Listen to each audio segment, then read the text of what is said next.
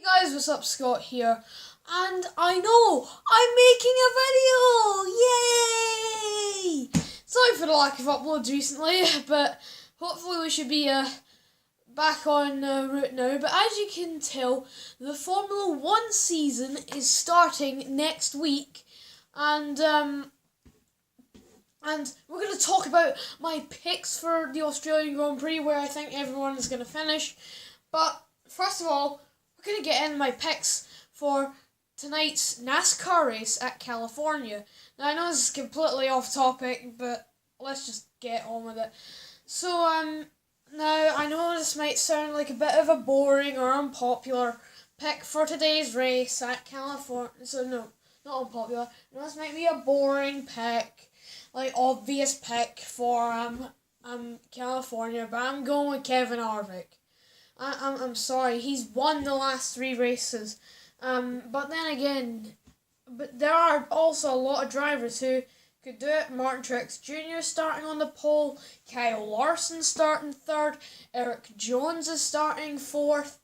Eric Jones has been consistent. He got top 10 at Phoenix or ISM. He also got a top 10 at Vegas. He finished 11th at Atlanta, and he led laps in the Daytona 500 before a big wreck took him out the race. So he's been decent, consistent at least. So I think he might have a chance.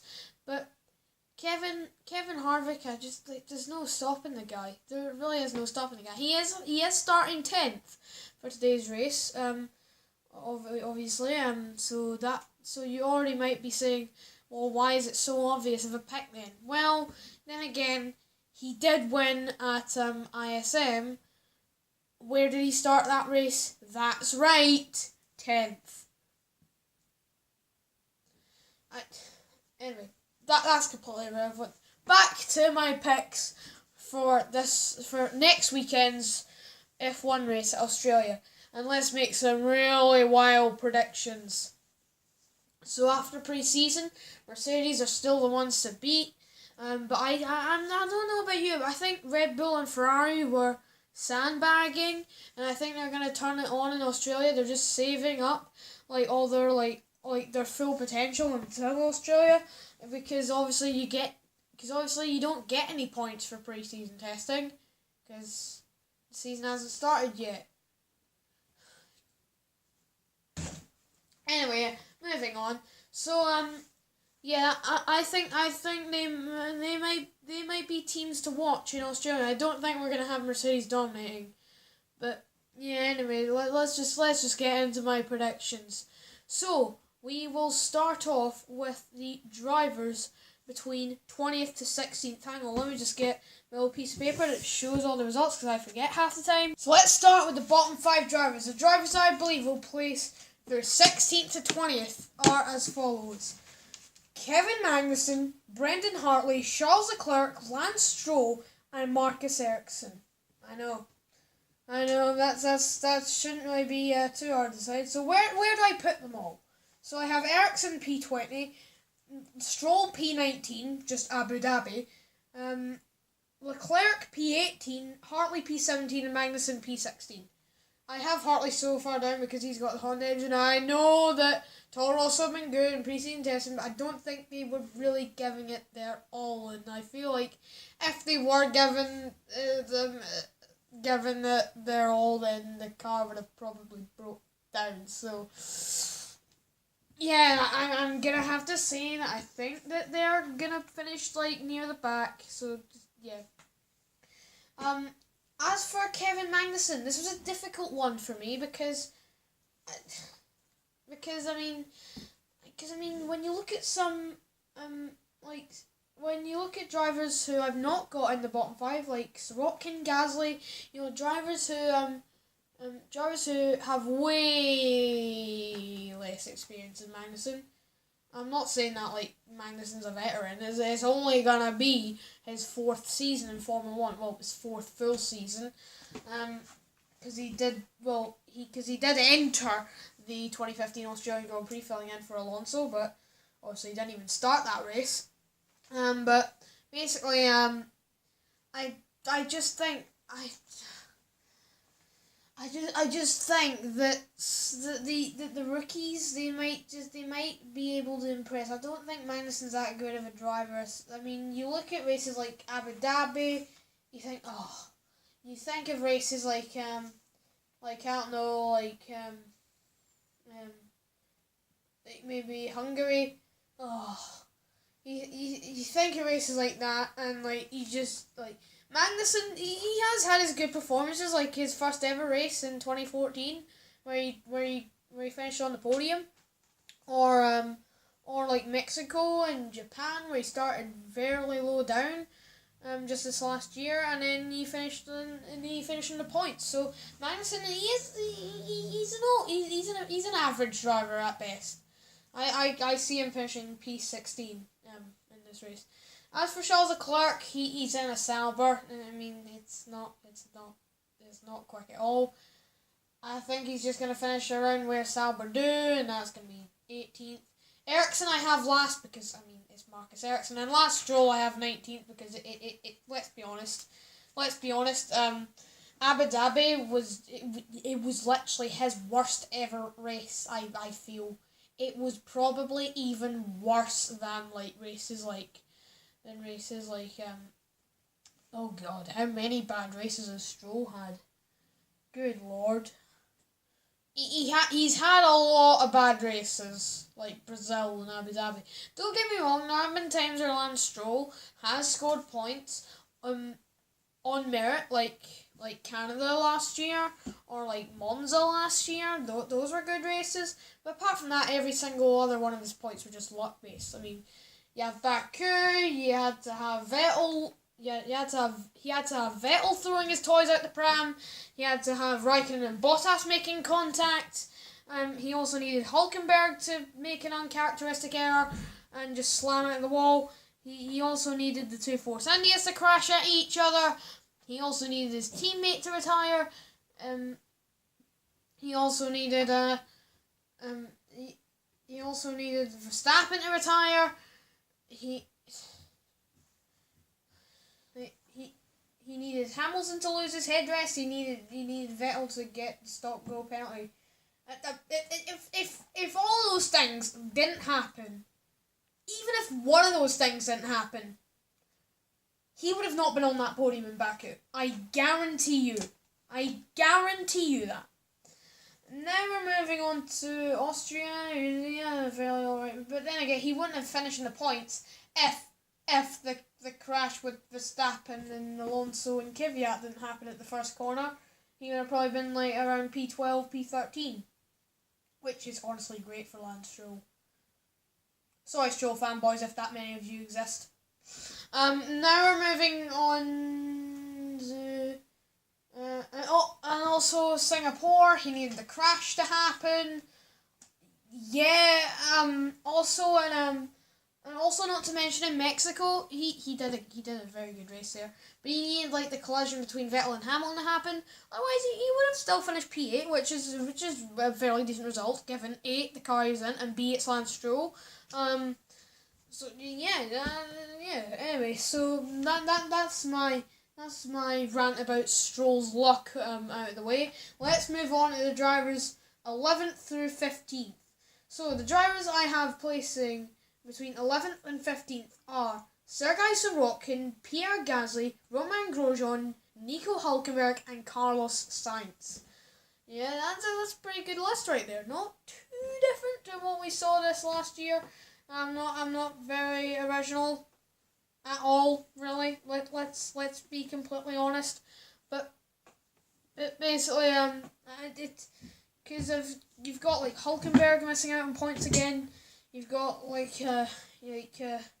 Grosjean finishing around where he normally would in races, but yeah. So let's go through where I place them all. I have Sorokin 15th, Gasly 14th, Grosjean 13th, Hulkenberg 12th, and Sainz 11th. Now, the reason why I have Carlos Sainz 11th is because he's in a Renault, and Renault isn't, and I don't think, I know that Renault is not the best engine. It's the second worst engine. You've got Ferrari and Mercedes powered cars, and I think they're just going to edge him out.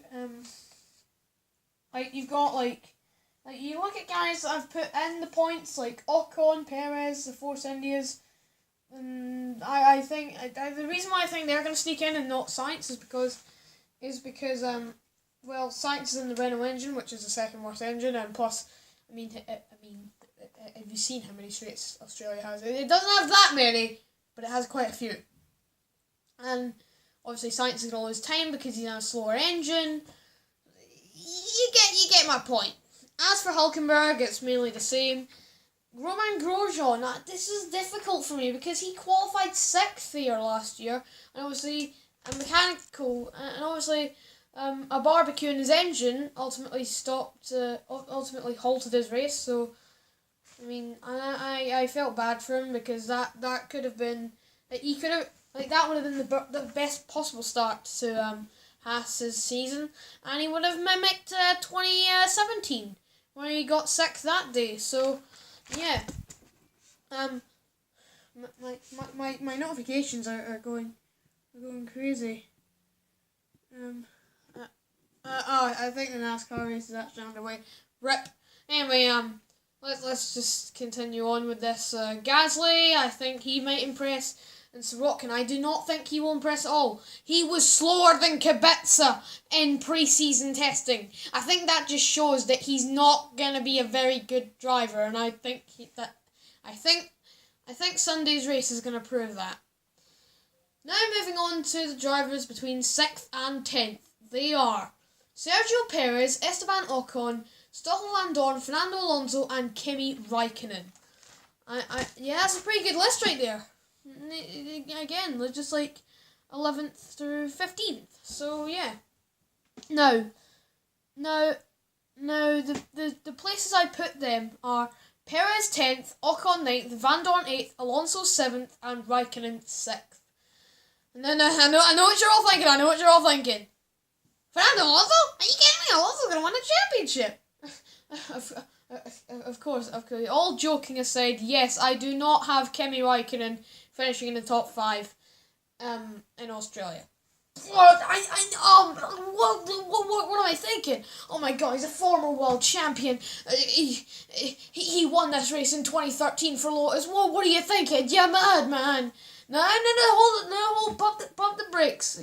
Pump the brakes, Kimi fans. I have my reasons. It's because he is Ferrari's number 2 driver. Now, I know Ferrari are most likely not going to apply team orders this early. Oh, wait, it's Ferrari. They probably will. But just joke. I don't think it's actually going to be this early during the season. But mainly it's because he's inconsistent. I mean, one race he's fighting for the wins, the next one he's fighting to keep the Force Indias behind him. It's like, what? My biggest example for this is between Monaco and Canada just this last year. Monaco, he qualified on pole position, finished 2nd due to strategy, but we won't get into that. Then we moved to Canada.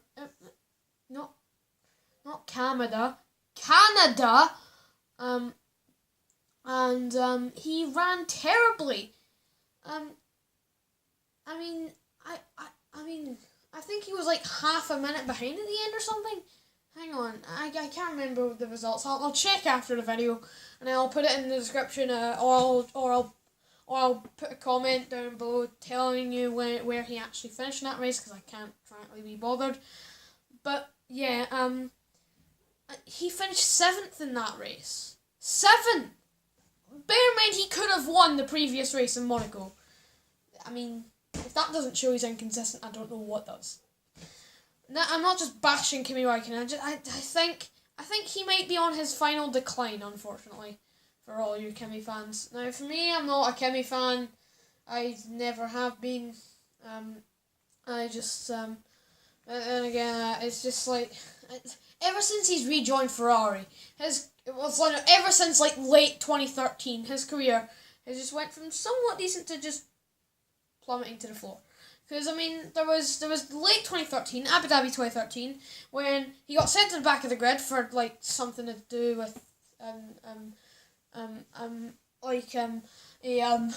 irregularity of the regulations, and then he crashed in the first corner, and then he had a back injury, or was it an injury, or was it just an inspection? I don't know, but heck, he caught the line and fell down for him the rest of the season. Then there was 2014. He rejoined Ferrari, and he was crap. Let's be honest, because he didn't even finish in the top 10 in the standings. He was 12th with 55 points. He finished behind Kevin Magnussen. The position he finished was double the position that Alonso finished, who was his own teammate. Alonso was 6th, he was 12th. And he was even behind Kevin Magnussen in the standings. Magnussen! And he's in a McLaren. Well, yes, fair enough, they had the same amount of points, but Magnussen had the podium, Raikkonen didn't.